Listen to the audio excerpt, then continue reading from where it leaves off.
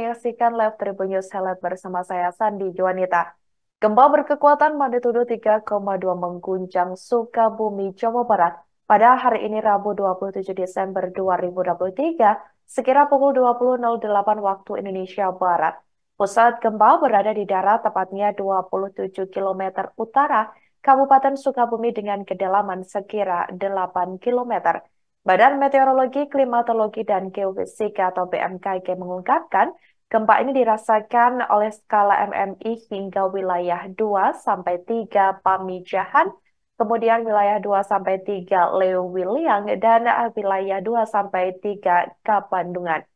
Kemudian di informasi kedua, saudara, dari mantan Ketua KPK Firly Bahuri yang menghindari wartawan seusai menjalani pemeriksaan selama kurang lebih 10 jam lamanya di Barreskrim Polri Jakarta pada Rabu 27 Desember 2023. Tampak seperti di layar kaca Anda, saudara, ia keluar dengan pengamanan oleh pihak kepolisian.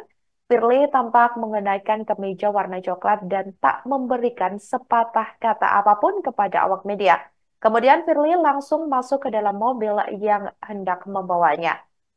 Kemudian beralih ke berita selanjutnya, saudara, penyidik Komisi Pemberantasan Korupsi ini menjadwalkan pemeriksaan juga terhadap mantan Komisioner Komisi Pemilihan Umum atau KPU Wahyu Setiawan pada Kamis 28 Desember 2023 besok.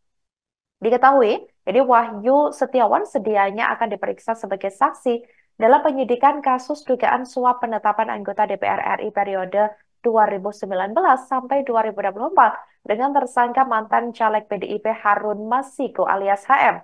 Wahyu Setiawan telah divonis bersalah dalam perkara penetapan pergantian antar waktu atau PAW anggota DPR RI periode tersebut.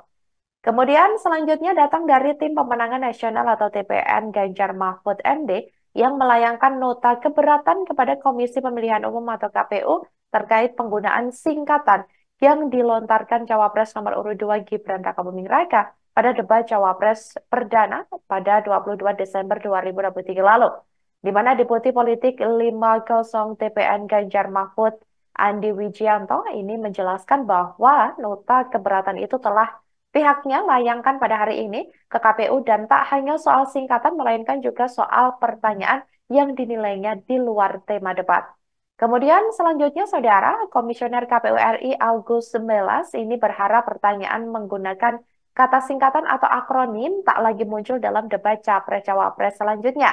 Hal itu buntut pertanyaan calon Wakil Presiden nomor urut 2 Gibran kepada Cawapres Caimin soal SKIE tanpa menjelaskan lebih lanjut terkait polemik yang terjadi pada debat Cawapres perdana sebelumnya soal penggunaan akronim tersebut. Agus ini menegaskan akan mengingatkan tim Capres-Cawapres terkait hal itu. Kemudian di informasi selanjutnya, Saudara Wakil Ketua Komisi 3 DPR RI fraksi Partai Nasdem, Ahmad Saroni ini angkat bicara soal fenomena banyak caleg gagal digugat cerai. Saroni menilai hal itu bisa terjadi lagi di pemilu 2024 mendatang. Selain itu, Sahroni juga menyampaikan pesan kepada sesama caleg di seluruh daerah yang tengah memperjuangkan visi misinya. Menurut Sahroni, tujuan terjun ke dunia politik tidak boleh karena mengejar uang, karena baginya politik merupakan wadah pengabdian, bukan tempat memanfaatkan kekuasaan. Kemudian di informasi ketujuh, Saudara, amankan proses penjemputan jenazah mantan Gubernur Papua Lukas NMB ini Kamis pada 28 Desember 2023 besok. Polres Jayapura ini telah menyiapkan sekitar 500 personil. Kapolres Jayapura AKBP Frederikus WA Maklaranbun ini mengimbau agar warga, maksud kami termasuknya warga Papua, ini tidak menumpuk di Bandara Sentani saat penjemputan jenazah Lukas NMB. Menurutnya, ini situasi di Kabupaten Jayapura hingga saat ini dikabarkan masih aman, kondusif, dan aktivitas masyarakat juga berjalan normal. Kemudian di informasi selanjutnya, jenazah mantan Gubernur Papua Lukas NMB ini akan tiba di Jayapura pada Kamis 28 Desember 2023. Selama proses iring-iringan rombongan jenazah dari bandara hingga tempat persemayaman, warga diminta untuk menghentikan aktivitas sejenak sebagai bentuk penghormatan kepada mendiang Lukas NMB.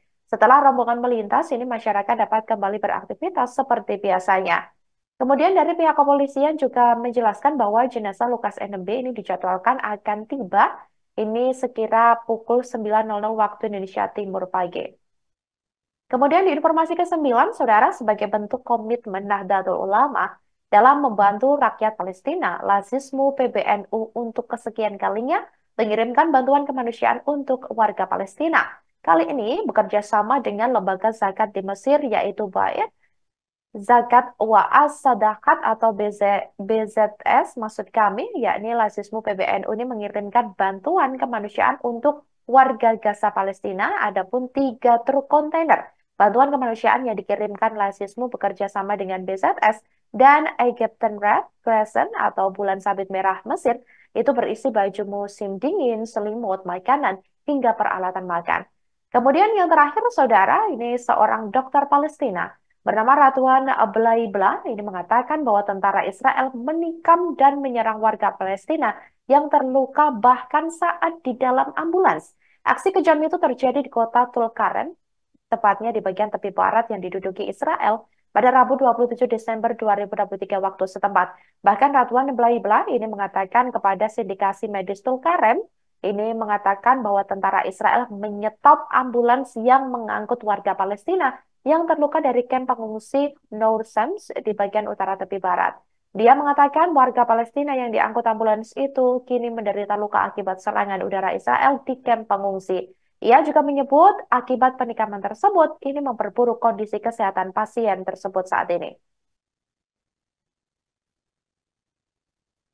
Demikian itu tadi 10 Tribun News Highlight kali ini, Saudara. Jangan lupa download aplikasi Tribun X untuk informasi lebih lanjut di www.tribunx.com. Jangan kemana-mana dan selamat menyaksikan program selanjutnya. Terima kasih dan sampai jumpa. Download Tribun X sekarang. Menghadirkan lokal menjadi Indonesia.